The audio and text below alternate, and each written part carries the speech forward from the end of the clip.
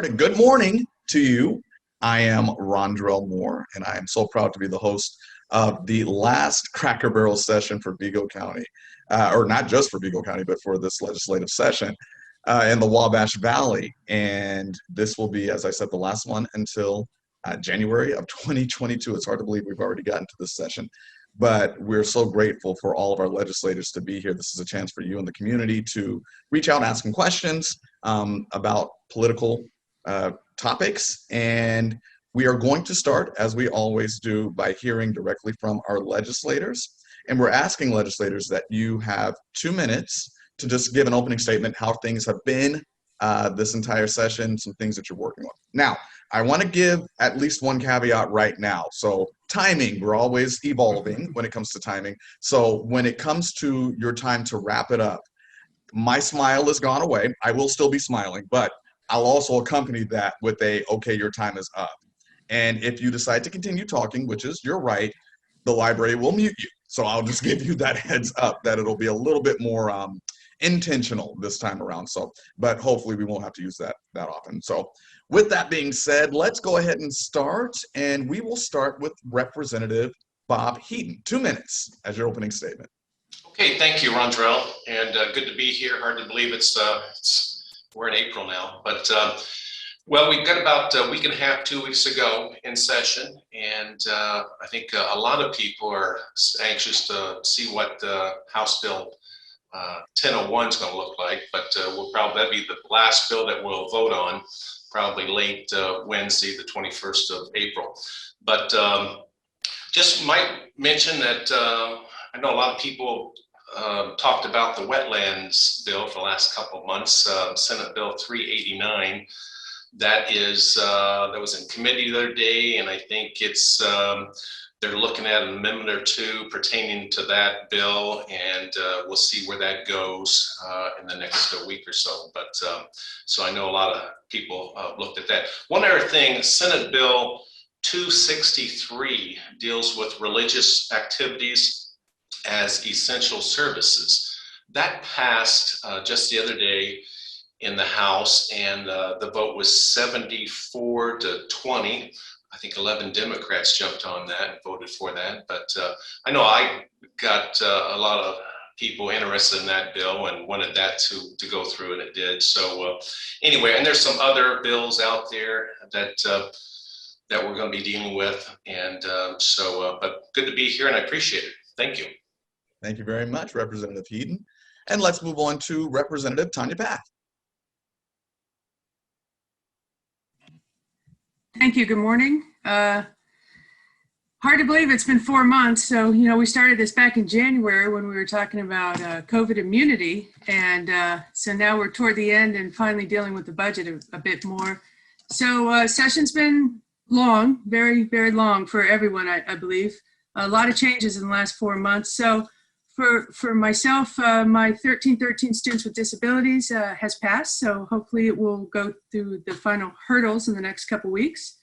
And then I've been offering amendments in education and elections to try to make some bills better. So, I think everything's going pretty well. And I've been really just inundated with knowledge about how the state works. So studying the budget and trying to figure out what it takes to run our great state of Indiana. So it's been a good session, and look forward to the rest of this Cracker Barrel. Thanks for having me.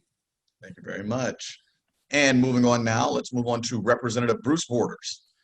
Good morning. That's one of the bills I'd like to talk a little bit about is the House Enrolled Act 1004, which was, for lack of better words, they called the Small Business Restart Grant Program.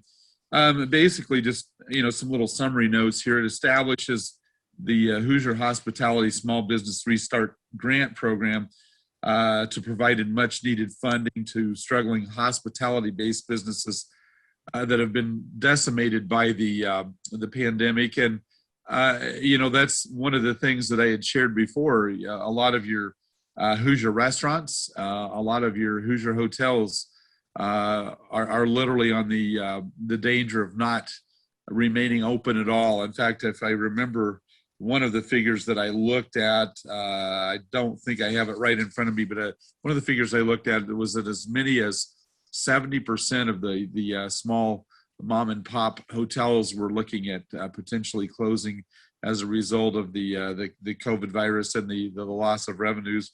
And so basically what this grant does is it appropriates $60 million to help out struggling businesses. And I think this session has been, incredibly unique in that we are not only dealing with the normal expenditures that we would have as a state or as a nation for that matter, but we're actually, literally looking at throwing out a lifeline. It kind of reminds me when I lifeguarded, we would throw out a buoy to a drowning victim or jump in and rescue them. I mean, we've truly got people on the verge of their businesses drowning. And so I'm really glad that we're able to do, some of those items like that we're able to fund this year to basically, to provide sustenance to these businesses to get them through this unique period in our nation's history. All right, thank you very much, Representative Borders. And finally, our lone senator, Senator John Ford. Well, thank you, and thanks for the library and to you, Rondrell, for having this last session this year. So still alive, bills I'm still working on. The TANF language that I had is still alive. Teen suicide bill is still alive. So still working on quite a bit of legislation. I need to get it all passed by Wednesday, or it will be dead in the water for this session. On the Senate side, the big excitement for us this week was we announced our version of the budget. Lots of great things that we put in there. A lot of money to mental health, and we're fully funding Medicaid forecast to $5.5 billion. But education, we're proposing, $875 million into K through 12, where we're increasing the tuition support, increasing funding to special ed, to English as a second language. We're putting more money into that program. One thing I think that came up at our last meeting was the CTE programs and the concern about those. And we're proposing that be fully funded at the current level. So we're not removing the two bottom categories. And we'll see. And so what starts now that we've proposed our budget, the two committees the leaders of the two committees will meet, and they will kind of hash out, and we'll see where we end up. But this is really, for some folks, this is really where session starts, is this week on Monday. Thank you. Right. Thank you, Senator Ford, and thank you for your opening comments. We're going to move on now to sponsor questions, and you'll have a minute and a half to answer each question. And we do want to remind you that we will be making sure that you're sticking to the time codes. And also, just want to remind you too that not every person has to answer every single question. If you don't have an answer for the question, we can just move on. But we want to thank our sponsors, first and foremost: Vigo County Public Library, the League of Women Voters of Vigo County, the Will Center, the Vigo County Teachers Association, Vigo County Taxpayers Association, Greater Terre Haute branch of the NAACP, and Southern Indiana Area Labor Federation. And again, we really want to thank all of our sponsors. Without them, this definitely would not be possible. So, okay, let's move right along and start asking some of those questions. And the first one comes from the Vigo County Taxpayers Association. And it is, what is your personal opinion of the effort to limit the governor's emergency powers? And let's actually, I'll start things off by starting with Representative Heaton. If you have a response to this question, let's start with you. Yeah, well, I voted for House Bill 1123. So, and it looks like he's going to veto that bill, and we'll see what we're going to do, maybe overriding that veto in the next week and a half. So, but I did vote for it. Representative Path. Did not vote for it. I'm the opposite opinion. It's an emergency. We're a part-time legislature. So, we're only there either 4 months or 2.5 months. So the idea of 150 of us coming in when we decide we need to be there and trying to deal with crises, especially, again, it's during an emergency. I don't agree with it. All right. Okay, we got two more hands. Representative Borders, saw yours first, and then we'll go to Senator Ford. Go ahead, Representative. Sure, no problem. Yeah, like Bob, I voted for it as well. The thing of it is we are a what they call a citizen legislature, meaning we have other jobs in addition. And it's true whether we're a part-time legislature or not. And then Tanya, that's not picking on you, but I would dispute that, quite frankly. I mean, we may be in session only 4 months out of the year, for example, this year, because it is long session, but we actually have Organization Day in November. So it's almost a 6-month adventure. But the fact of it is we still are serving as legislators throughout the entire year. In fact, literally not a day goes by that I don't have constituents. And in fact, sometimes many constituents that contact me when we're not in session. And, and what I've heard from the people that elected myself, Tanya, Bob, John, quite frankly, is that they're saying, hey, where are you guys in this equation? And it's not something that we want to sit back and go, oh, wait a minute, we're being left out of the decision-making, ability. Although, there is that's absolutely the truth of it. But the fact of it is we were elected to represent, nearly each of us in the House, nearly 70,000 Hoosiers. And so, I do feel like, in a sense, that they do want us there as their voice in a representative form of government. And so that is why I voted for it. So the legislature can have an input on that and say, wait a minute, and in other words, one individual, I don't Thank feel you, Representative Borders. Your time has concluded. that power throughout the entire year. Thank you. Thank you very much. All right. Finally, Senator Ford. Yeah, thank you. So I did vote for the bill. I have heard overwhelmingly since a year ago that they wanted the legislators to get in and have a say in some of these decisions that are made. I do think Governor Holcomb did a good job, the best job that he could do. There's no playbook for the situation he was in or we were all in. But I am uncomfortable with one person making a lot of the decisions. I think for me, it's not about us coming back into session and micromanaging, but there are key topics that we should be in session and make and have a say in the direction of the state. That's what we were elected for. All right. Thank you all for your answers. And let's move on now to the question from the League of Women Voters of Wabash, or of Vigo County. I'm getting my counties and valleys confused today. But it says Indiana already has some of the most stringent election administration laws in the country. At the same time, we also rank among the bottom of states in voter turnout. The league has 2 questions they would like for each legislator to respond to. First, why does this legislature want to further discourage voting by not only supporting the expansion of voting access, but it is even prioritizing bills that would further create barriers to voters? Second, if you're concerned about voter fraud and election integrity, what research on occurrences of voter fraud in our state or others do you draw from in making said claims? And again, those were 2 questions, and we'll go ahead and pose this to the floor. Whom would like to take on either or both of these questions? Go ahead. Representative Borders? Yeah, first of all, I mean, I'll be honest with you. That question to me is almost laughable. I've told people, I said, voting in Indiana has become almost like buying, Christmas ornaments and Christmas trees at Walmart. It's like, before Halloween almost, you can buy Christmas decorations. I mean, never before in the history of our state or in the history of our nation has it been easier to vote. Early voting, absentee voting, voting centers. And so, basically what we're looking for is to make sure that every eligible voter has an opportunity to vote. But if you look at some of these states where they had the drop-in boxes, where there was no way of checking signatures, no way of verifying IDs. I've mentioned before, we had a case in my own district where there was an individual was guilty of some voting fraud acts, or I guess that's the best way of putting it. That particular individual ended up going to spending some time in prison as a result of it.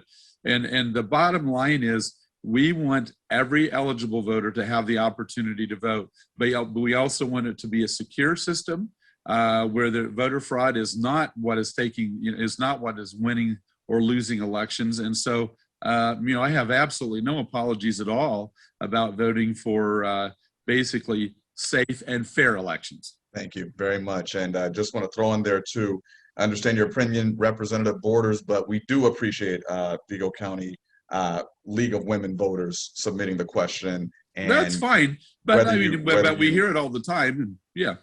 Whether you agree with it or not, calling it laughable, we just want to make sure that we appreciate the women voters submitting the question and being a sponsor. Sure. So moving on to Senator Ford. Thank you. So I think, I do think the question is a little unfair. I mean, the majority of our election bills that have passed this year had bipartisan language put in the bills, voted on a bipartisan manner, added access. For example, one bill we added that now counties, if they choose, may add a third Saturday to voting. I don't think that's very limiting. That's opening the process up to more people to vote. We added phone numbers on the application for absentee ballots so that if a ballot is rejected, we can reach out to that person and try to fix the problem. It's not perfect, but the majority of the election bills that we've passed this year, I think all but one, a bipartisan measure and have had bipartisan sponsors on them. I think there's one bill that's in the House right now, but I'll let Tanya talk to that because I think she's worked on that bill with an amendment this week. But that again is a bill that Tanya's worked on. Democrats and Republicans in the Senate worked on that bill, but I think we'll see what happens with that bill at the end. But thank you. Thank you very much. All right, Representative Path. Yes. So thanks. So it kind of goes both ways. We do have lots of access to voting in Indiana. I mean, 29, we have early voting in person. We have, of course, you're going to get an absentee ballot. And just like John said, we did just pass another Saturday as an option. So there are lots of things. There are also restrictions put in place. You have to register 29 days before you can vote. Many states don't have that requirement anymore. We're one of 2 states that closes at 6 p.m. in the polls. So that's kind of restrictive. So it kind of goes both ways. The bill that John was referring to this week, I was able to get an amendment in that makes, so again, we just went through 2020, one of the most safe and secure elections we have. Every state was scrupulous, lots of scrutiny. And it turned out that, Indiana's doing great with security in elections, I personally think. But the amendment basically limits absentee applications online only, where you have to put your driver's license number or your last 4 years Social Security. I'm fine with that, because if you do a paper absentee application, you have to sign your name. So again, it's safe and secure because there's a signature on file that they can match to. I don't think anyone has my driver's license number. So again, doing that online, I think that's a good amendment, and it should stay just on online portal only. Thank you. Thank you very much. Thank you very much. All right, and Representative Heath. Yeah, thank you. I don't get much pushback from people in my district pertaining to the election laws that we have here, but here in Vigo County, I think it's 28 days or 29 days before election day that you can vote. And I've the last several years, I've always voted during the first week of early voting, and I think it's something that if you have to show your ID, I think that's very important that you do show your ID when you vote. And so I think here in Indiana we've done a good job. And last fall, I think the most people ever voted in the general election that we had back in November. Righty. All right. Thank you very much. Let's move on now to the question from the Vigo County Teachers Association, and they ask, the current Senate budget proposal has made some positive changes in the expansion of vouchers and ESAs, as well as removing funding cuts to some CTE programs. The Next Level Teacher Compensation Commission highlighted the past decade's per pupil funding has fallen below inflation and how that has led to around a $580 million shortfall since 2010. And while the report focuses on teacher compensation in the state, the per pupil funding also provides for many of the services to our public school students as well. I would ask of all on the panel today, in what ways will you work to improve public education in regards to funding both in the current budget and in the future? And for this question, let's actually start with Senator Ford. I'm going to call on you. Yeah, thank you. So, things, when we have forums like this and when I meet with folks, I was listening. The CTE was a big problem. We heard about that last meeting. The ELA funding was another issue that we heard about all throughout the state.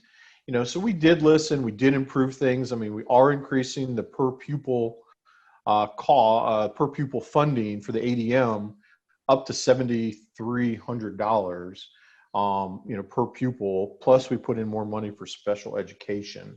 So we're trying to get those numbers up. But one thing that we do focus on when we do our budget is we want a balanced budget with roughly 11% cash reserves for a rainy day. And I think with the year we had in 2020, focusing a budget on those parameters really has helped us come out to recover very quickly from the pandemic. Thank you very much, Senator Ford. And checking to see if anyone else. Yes, Representative Borders. Yeah, in the House budget, at least, we had invested $438 million additional dollars for K through 12 education over the 2-year biennium, and then on the tuition support formula, we had pumped in an additional $378 million over in the new biennium as well, or the new biennial budget, and so basically, again, it's like John said that we do we want to make sure that we truly have a balanced budget, but we also did invest a substantial amount of, and again, on the House budget, at least the $438 million new dollars over the 2-year biennium. So it's we are trying to throw in additional funding to the extent that we're able to, and to maintain a balanced budget as well. All right, thank you, Representative Borders. And Representative Path. So as a teacher, I'm always highlighting this $600 million deficit. And, it comes down to, of course, we want a balanced budget, but we also have a lot of money. And we're getting more money from the feds. And so, I mean, we've got to deal with the teacher shortage at some point. We just don't pay. We're the lowest around our surrounding states, and we have people leaving. And we've just, as a state, as the vehicle which most corporations get their money through, we've got to figure out a better way of how to get some money so that when our kids come into class, they actually have a certified teacher in front of them. So I'll keep analyzing the figures and do what I can. All right. Thank you very much, Representative Path. And we'll move on now to our, Representative Heaton, I saw a finger go up.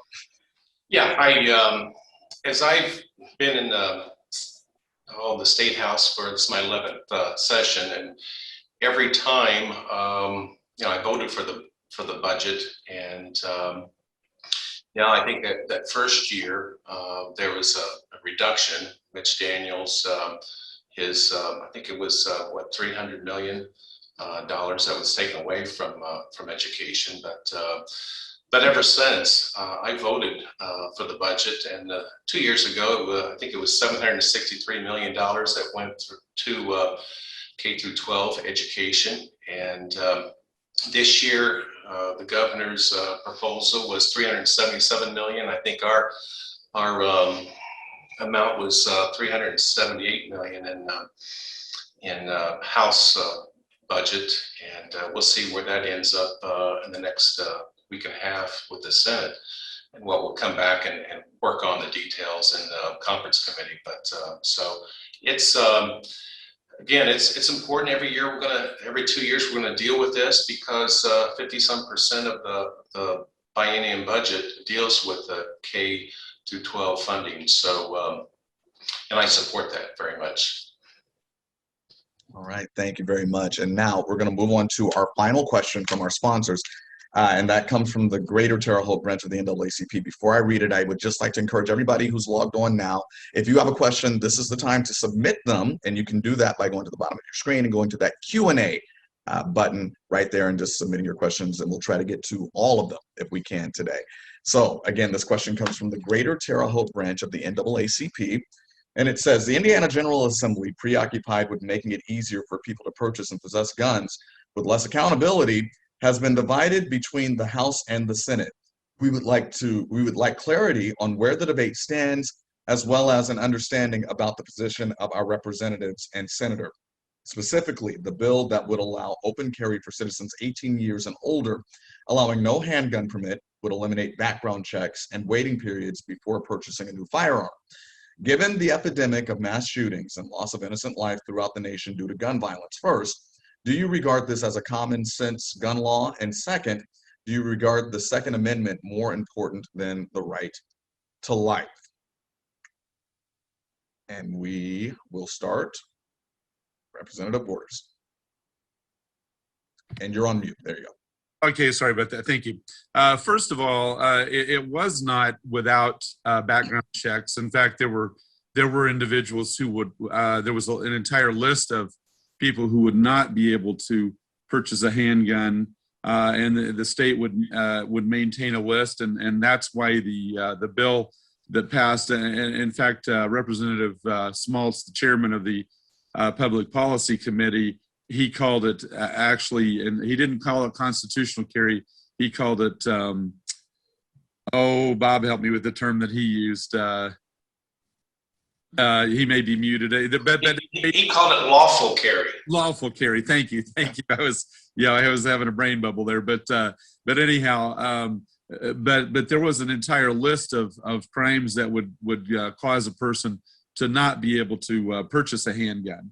And having said that, I think you've still got Bob on there. That whatever. But anyhow, having said that, I did support the bill, and I was disappointed that I know on the Senate side they basically did away with the they did away with the fact that you could have a the license other than the fact the license without having to get permission from the state, as long as you were a law-abiding citizen. And from what I'm thank you very much, Representative Borders. Oh, sorry. All right, that's all right. Someone else. Let's go with Representative Heaton, then we'll go to Senator Ford. Yeah, that was House Bill 1369, and I don't know what the number was in the House. It passed out of the House, but I think over in the Senate, it's as we say, it's dead, and so they're not going to take that up, I believe. But it dealt with lawful carry. Some people call it constitutional carry. I got a lot of support in my district for that bill, but anyway, I know Representative Ben Smaltz was contacted me last summer pertaining to that bill that he was going to file, and but I think, and Senator Ford can comment on it, but I don't think it went anywhere in the Senate, but I did support it. All right, thank you very much, Representative Heaton, and Senator Ford. Thank you. So the bill did not get a hearing in the Senate. To Representative Borders' point, it was just it still kept in all of the guardrails in terms of background checks. It only eliminated the license, the state license. So when you still bought a firearm, you still went through the federal background check, all of that. Just really did away with the license. And I hear, like Bob, I hear from lots of my constituents that don't like having to pay for a constitutional right. So what we did in the Senate, as I said, the bill didn't get a hearing, it's not moving forward. We put funding in the budget so that there will not be a charge for a permit fee moving forward. All right, thank you very much. And Representative Paff. So when it was in the House, part of the problem with it, I voted against it, was that it took money away from the local police departments. And, I know just as John just said, they put it back in, but that was one of the reasons I had against it.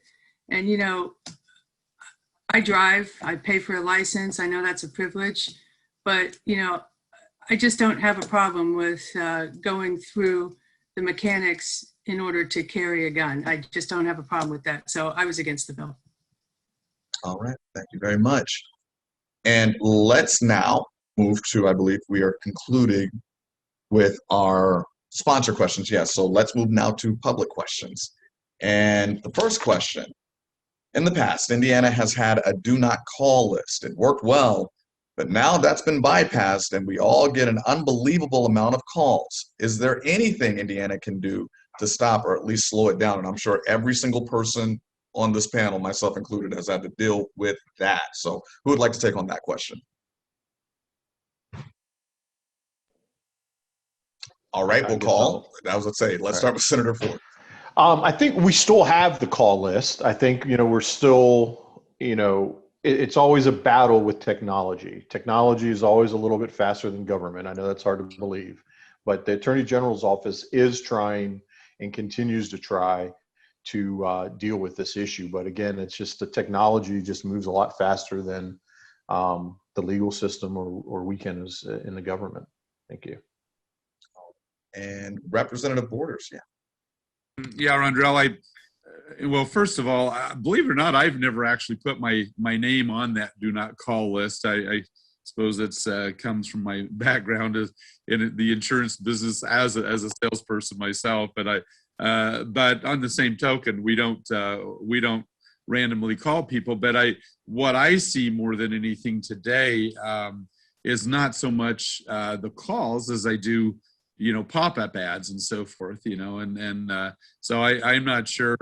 I think there are things from a technology standpoint, at least in dealing with those. I actually have not had a lot of people complaining that are on the list about getting unsolicited calls as much as they just get sick of the pop-up ads. And I think there's, even on your smartphones and stuff, there's stuff you can do about that. But again, I'm not sure.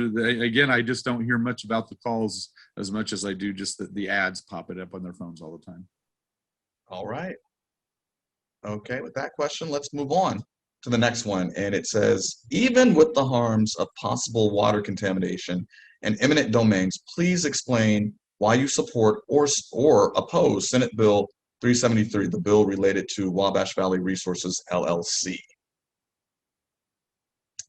And let's start with, if you all are aware of it, Senator Ford. Yeah, that's a bill that deals with setting up a carbon market. And, you know, there was, I believe there's some language in there with this Wabash Valley Resources. I mean, I support the concept of carbon capture and studying it and looking into this to see if that's a way of the future of cutting back on carbon, because I think, you know, a lot of folks, you know, think that it's what's harming our environment and changing our climate. So I think we have to have these kind of projects to test these theories out. You know, this is a project that's going to go well past water levels. It's a concept that's being done right now in Illinois in 3 different locations and has been for years. This technology has been used in Texas for decades and seemingly with no problems. And this is a project that could be a $1 billion project in our local economy. Representative Pat. So the bill started out, it was a really good bill, 373, the carbon credit market. And again, I fully support the bill. There was an amendment put in committee giving blanket immunity or immunity, and I have a problem with that. I will say it has not been to the House floor yet, so we have not seen it or heard the new version. So that'll come up this week. All right. All right, Representative Heaton, go ahead. Yeah, Representative Pass right. We haven't heard it on the floor on second reading yet, but it did pass Wednesday. It passed out of committee 9-3, and but we'll get more involved in it. And I suspect because of the issue here, we're going to see a lot of amendments on second reading. But yeah, I really haven't had many people talk about it, but I know all of a sudden some people are totally against it, whereas in the last year or two, something to do with the carbon and burying it, basically, they don't like it now. But so we'll deal with it this coming week. All right, thank you. And just a good of the order note, and this is actually for the viewers, not for the panelists per se today. We are noticing a lot of comments coming in the question and answer portion, and we appreciate the comments, but we will use those only for questions and answers. So if you have a specific question, we ask that you use the Q&A portion. Thank you very much. All right, let's move on to the next question from the public, and it asks, Senator Ford specifically just voted for House Bill 1577. That bill requires physicians to provide certain information to their patients, information that is considered inaccurate by various medical organizations. I would be interested in where Senator Ford, and this is the question, I'm not saying this is the question, where Senator Ford received his medical education and whether he meets the state requirement for practice of medicine. I have the same question for any representatives who voted to approve the bill in the House, and this is from the public.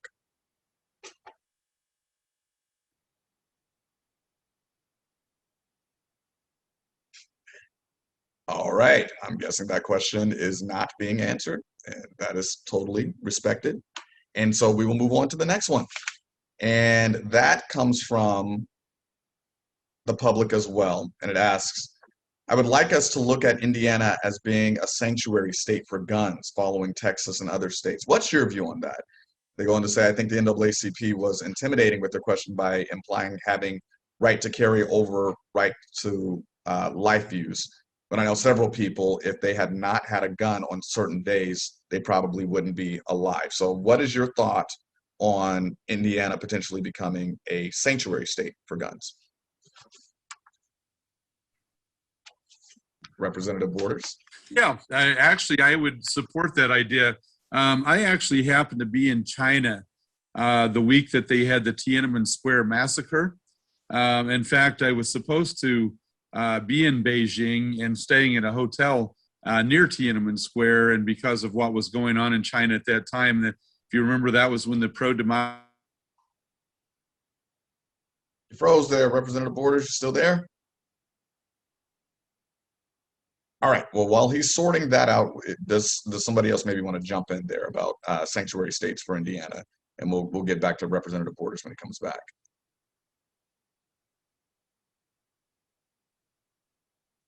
All right, you all are quiet today. That's a change up. Okay, so we'll just move on to another question. And let's see. I'm actually going to call an audible here a little bit. I'm sorry. Question 5. Oh, okay. Yeah. All right. Moving on to question 5, and it says Representative Borders, who is no longer with us, it appears, gave an isolated instance of voter fraud, but nobody gave an answer as to what they based their claims of widespread voter fraud. Please respond as to why you think there is widespread voter fraud. Someone like to take that on. Go ahead, Senator Ford. You know, I don't know that I've ever said there's widespread voter fraud. I don't know quite where this question is coming from, because I don't remember any of us here saying there's widespread voter fraud. There is voter fraud. I mean, there's plenty of proven cases. One in Sullivan that comes to mind. University of Florida is finished up or is still working on a study, but they have found cases here in Vigo County where dead people voted in precincts that didn't exist. And they found them in Speedway and other areas, and that's the University of Florida.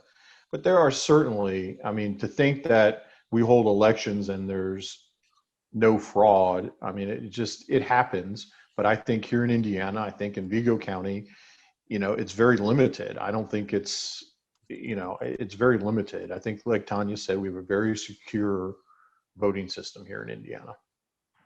All right. Thank you very much, Senator Ford. Moving on to Representative Heaton.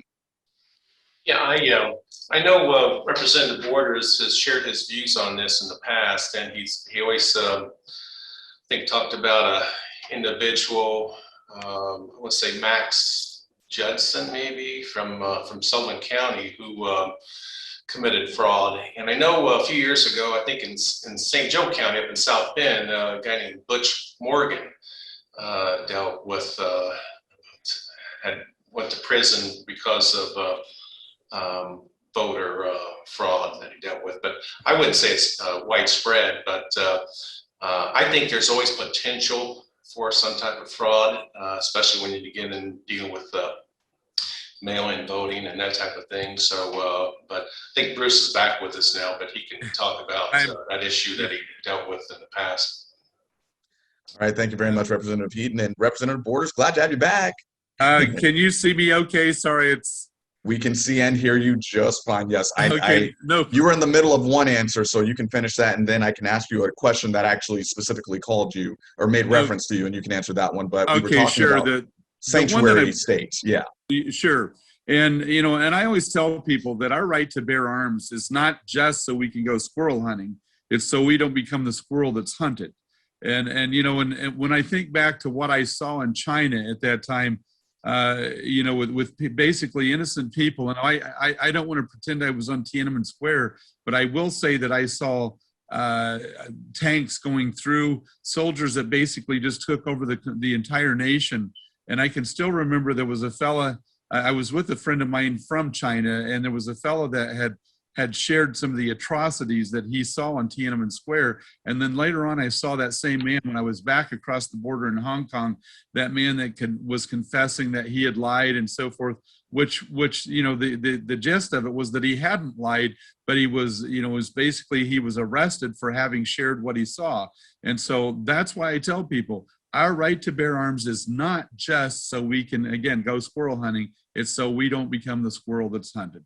And all of our other freedoms depends on our right to bear arms. And right now, those rights are absolutely under assault by the federal government and the White House. And I think it's a travesty. It's terrible. So yes, I would support us being a sanctuary state.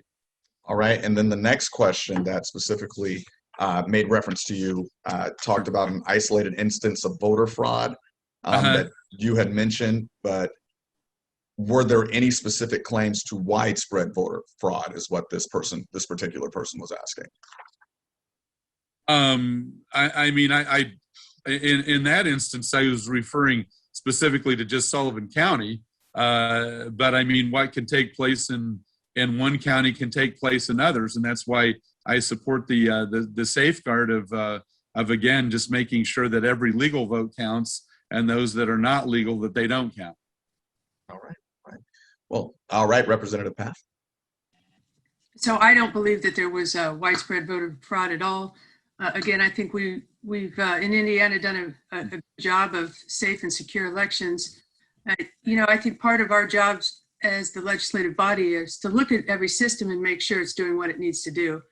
But also we need to look at other ways or ways that we can support every person to vote. We want people to vote so that we have a better representative system. Now, when I say every person should vote, as long as it's under the conditions that we've set in place in Indiana, but we should be doing all we can to encourage more people to get out the polls and to vote us either in or out. All right. Yes, Representative Borders. And you're muted. Okay, I'm unmuted now. Yeah, actually, I'm just going to point out that I live out in the country, and this is why, I mean, this is an example of why we are supporting the rural broadband. So I lost my internet connection, which frequently happens out here. And so anyhow, I know I don't think that question's been asked, but that's a prime example of why we are supporting rural broadband. So. All right. That's what you call a good segue. Yes, Representative Heaton. Yeah, going back to the previous question, I think the individual mentioned House Bill 1577, and he or she made a comment pertaining to any person that's got their medical Yes. license and so forth. Well, anyway, that passed out of the House back in February. The vote was 67 to 29, and two of the 67 votes in favor of the bill was by Dr. Brad Barrett and Dr. Fleming. So both of them voted for it, one being a Republican and one being a Democrat that voted for that bill. So just want to make a note of that. All right, thank you very much for that point of reference. All right, we're going to move on now to some self-generated questions. We're running low on the public questions at this time, so please keep submitting your questions. But just curious, we've had a lot of conversation about vaccine requirements in other states, some states passing legislation that would ban the requirement of vaccines for travel and things like that. And we've also seen certain colleges across the country require vaccines in order for students to attend. And just curious, where do you stand on the idea of vaccine requirements? Would you be for or against such legislation? Senator Ford. Yeah. Okay, thank you. Yeah, I am not for a mandate on vaccines. I think people should be free to make the decisions that they want to make, just like employers should be able to make that decision on their employees and their places of business. But I don't believe in a statewide mandate for the vaccine. And, and I find it interesting on some of these universities, they're putting the mandate on the students, but not the faculty. So I don't quite follow the logic behind that, because it would seem to me if you're going to put that kind of mandate on everybody and that burden on the students, why not the faculty? It seems a bit unfair. And I know I've been receiving some emails with people concerned that about this trend happening in higher education. Go ahead, Representative Path. Yeah, I agree as well. I'm vaccinated. It's a huge sense of relief for me. I'm pro-vaccination, but I'm not about telling people that they have to do it. So I would be against a statewide mandate. Representative Borders, I saw your hand up a little earlier, and then we'll move to Representative Heath. Yeah, I agree with both my colleagues. I would not be in support of that. In fact, if you look at the CDC's own figures, I believe it was in late February, I was looking at the numbers, just like, for example, in COVID-19, I think 6% of the deaths that they were showing were from COVID itself, whereas 94% there were comorbidities and so forth. And again, I'm not downplaying the fact that it's it's a virus and it's real, but I also will say that, again, as I've shared before, I had a very dear friend who, and not picking on the habit, but he was a heavy smoker and he had terminal lung cancer and was dying of that. Well, when he passed away, his death was listed as COVID, and COVID may have been present, but was it the cause of his death, or was it simply present as part of it? And again, I think that we need to do a full audit of all of the numbers, but again, based on the audit of the numbers that I've seen, the fact of mandating that people have that particular vaccine just to travel or to hold a job and so forth, there's no way I would support it, and especially with the CDC's own numbers. All right, very much. And Representative Heaton. Yes, I agree with my colleagues. I just want to share with you that I had lunch with Dr. Box on Thursday at 1:30, right after session, and she shared with me some of the numbers that are scheduled of people to be vaccinated by the end of the month, and I wanted to say it was like 3.4 million that are scheduled to complete their vaccinations by the end of the month. And so on top of the 1.5 million or whatever it is, it changes daily, of people getting vaccinated. So she was very happy with that. But I leave it up to the individuals. At one time I thought, I may not get vaccinated, but I did. And 16 days ago, I completed my second shot. And but I leave it up to the individual whether they want to get vaccinated or not. All right, thank you very much. One more question, and it involves House Bill 1006, and forgive my ignorance here because I'm not quite sure of its current status, but I do know that it did pass the House back in early March, and it involves police de-escalation training and police accountability.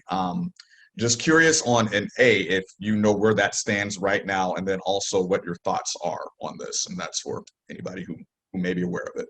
That's House Bill 1006, and Senator Ford, go ahead.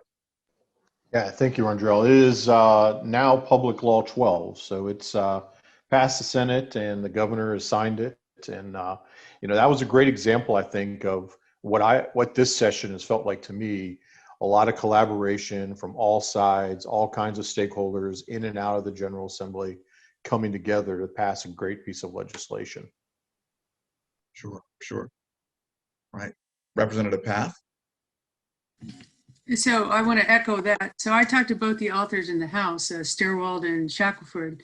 And, this was not a piece of legislation that just someone did on the fly. They worked together, had, the police come in, they had all kinds of different contingencies come in, and they really worked on that for the past 6 months. So I think I was just looking at it. I think everyone in the House signed on to this bill because we were so supportive of it. So I think it's just a really great piece of legislation. So Fantastic.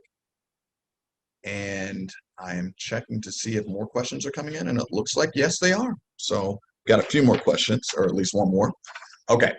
And this is from the public again, and it says if church services and functions are protected as quote essential services, what protocols would be in place to prevent church activities from becoming super spreader events in another pandemic?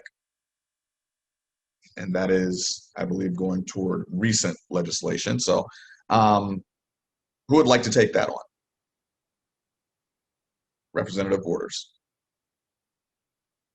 Yeah, from what I remember on that specific legislation, it described worship services as the protected event. And then, because we realized that, for example, just like our church last year at Halloween, a lot of churches now are having what they call trunk or treat events, which basically where they pop open the trunk of a car and they'll have a Bible story and so forth. And kids will come and, with their parents, they give out candy and so forth. And so it's from what I remember in that bill, it wasn't protecting events like that as part of that legislation. And it was having to do literally with the worship services and so forth. I could stand corrected, but I think that it did actually separate worship services from other events that churches were holding. Thank you very much. Okay. And with that, we are concluding our public question and answer session. And so we're going to go now right into our closing comments from our legislators. And we ask that you make it good because this is the last one for this session. And we're going to start by giving the honors to Senator Ford. And you have 2 minutes for your closing statement. Well, again, thank you to the library and all the sponsors and to you, Rondrell, for giving up your Saturday morning to do this. These third house sessions are very important for me. Really base a lot of my legislation on what I hear here and take from what I hear here and go work on things like the budget, right? So the CTE was a great example for me and could have great conversations, and we were able to put something in the Senate budget about that. Rural broadband, we've heard a lot about that. We are going to be spending $250 million, or propose to spend $250 million on broadband. These are the kind of things that we take out of these type of third house sessions. But again, appreciate everybody that tuned in, and look forward to coming back to Terre Haute and getting to reconnect with people in person. Thank you. Ditto. Very much so ditto on that last point. Representative Borders, we'll go to you. One of the biggest concerns that I have as I see what's going on, with government in general, not just, our Indiana General Assembly, but, on a federal basis as well, what we're doing is we're simply printing off more and more and more money. And, you look at these deficits that we're running. And again, I'm not picking on one political party over the other. Both parties have been guilty of it lately. This is real money, and we're pretending like we're playing a game of Monopoly. And so what's happening is we're deflating the value of our currency, which is absolutely, it's basically we're spending all of this money now, and it's sort of like we've driven into the future, like in the movie Back to the Future. Like we've driven into the future and we've robbed our children and our grandchildren's money, brought it back, and they said, well, wait a minute, we need that money to feed our families, and we've driven that DeLorean back, and we're saying, hey, but wait a minute, we're spending it back in the year 2021.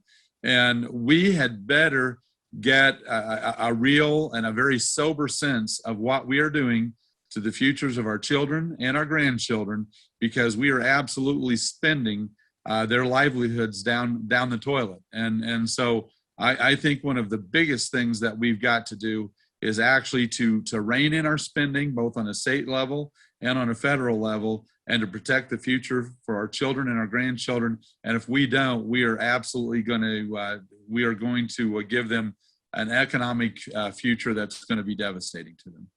Thank you so much, Representative Borders. And let's move along now to Representative Pat.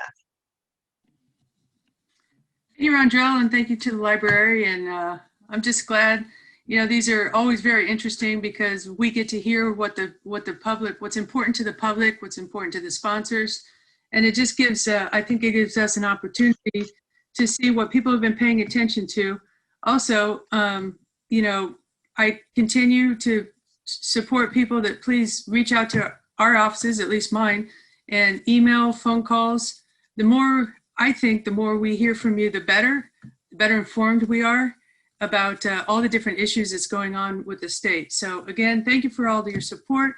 I'm personally looking forward to opening up in the next few months and going to all those community events where I get to actually see people in person. So thanks again for this morning. All right, thank you very much. And finally, the last word for the legislative Cracker Barrel session of 2021 goes to Representative Bob Heaton. Well, Rondrell, I appreciate you for coming out here, and you've done a fine job. And another thing, I'd like to thank the Vigo County Public Library. It's a great library, great staff.